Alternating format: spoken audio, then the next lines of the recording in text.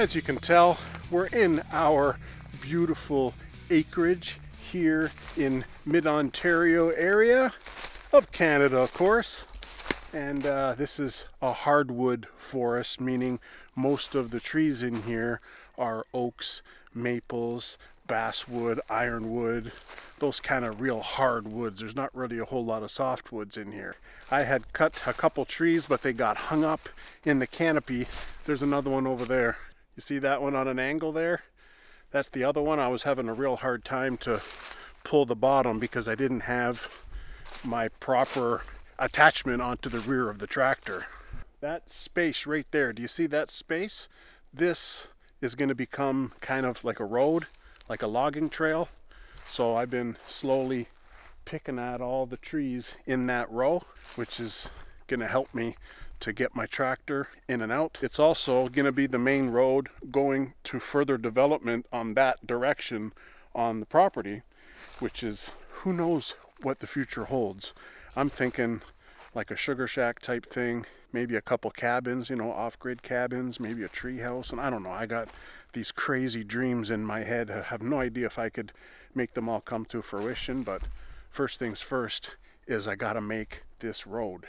It's a very beautiful time of morning. I've already seen a couple deer in the distance, but you know, I couldn't get them on camera because they're quick. That's another thing, maybe like a deer blind so we can watch the wildlife, you know?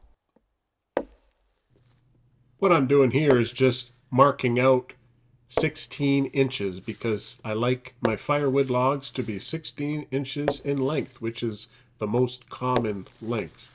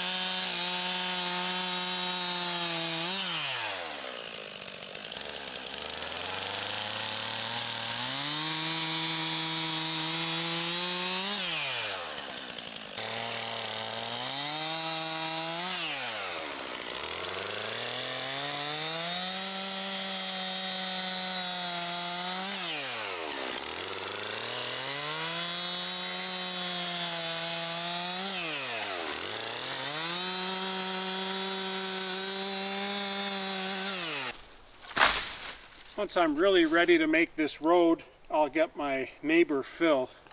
He's got one of those skid steers, and then he's got like a big, I think it's called a forestry mulcher. It's like a big drum with a bunch of teeth on it, and it spins real fast, and it just grinds up all of the leftover stumps, eh? That'll be when I'm ready to make the road.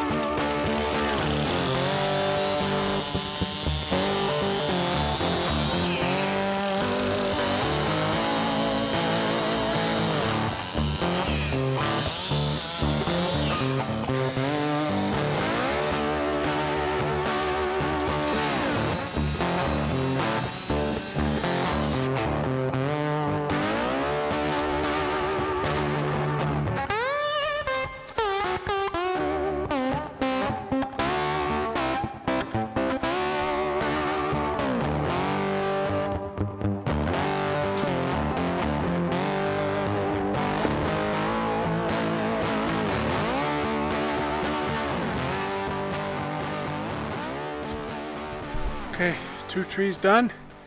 I'm roasting. Roasting like I'm so hot and out of shape. It's a good workout for me though.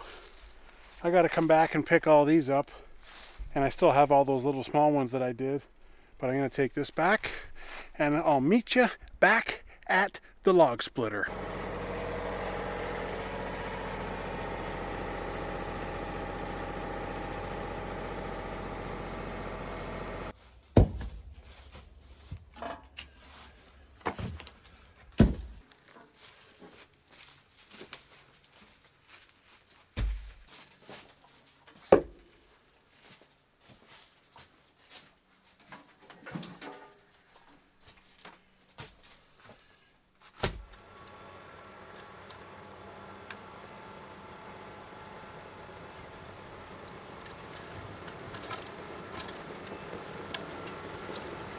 First day of the snow. I had to get my snow blower on the tractor, and it turns out that there's an awful lot of snow in my firewood area, even though I have a roof.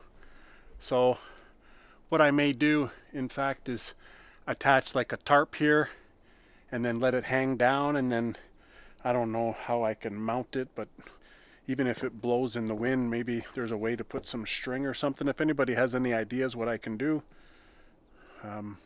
maybe just I can roll it up in the summer, you know what I mean? But I've been trying to make a wall right here, and I mean, I'm doing okay.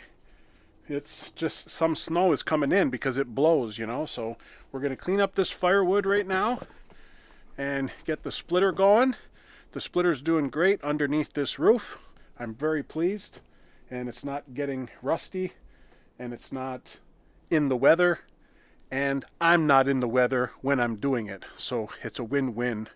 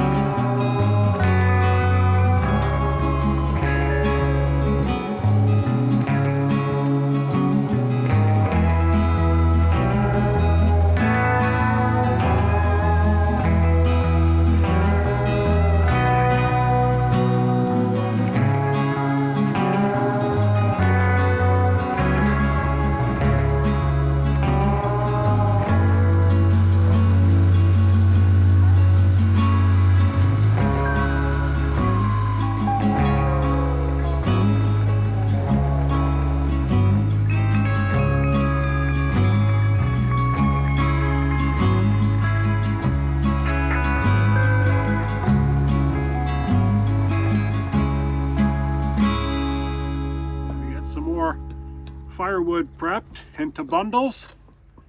Takes me a little bit of time, but I've been so focused on my workshop, I'm about 1 load of firewood behind.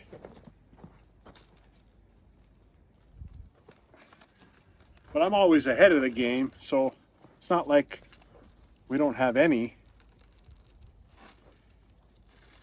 But I just need to get another little bit bundled and ready to go so that when the next order comes in, it's ready and I'm not going to be scrambling. The key to using this manual bundler that I made is to get the wrap tight. If I had an actual mechanical bundler, then it's already making itself tight. But those are like $600 or $700.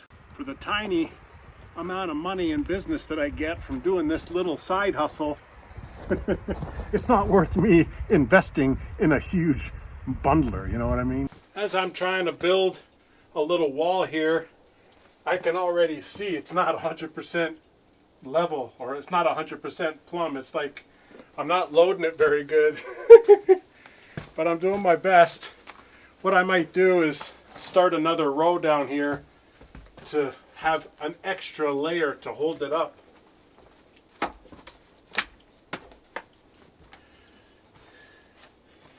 But I figure this roof is extended out to here, so any rain or snow that's coming straight down, it's going to cover the wood.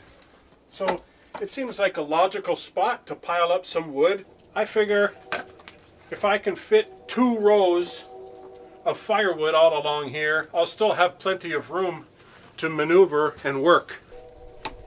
Once I get this section all walled in, then I'll be able to continue making more firewood and stacking it over in front of the farmhouse area there. All this stuff that I'm stacking right here, long term, this is going to be for my workshop wood stove. But this stuff that I'm splitting right now, that's not going to be ready for this year. It's going to be too green still. Hopefully next year it'll be ready. But for any firewood that I'm going to be burning in my wood stove to stay warm over the winter, I'm going to be getting it from the main firewood pile. We had a snowstorm last night, but it does seem like a beautiful day right now.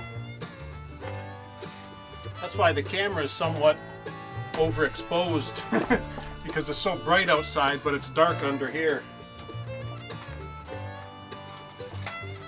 Of course, that's something I didn't take into account when I was building this roof, is that how dark it would be for when I'm filming.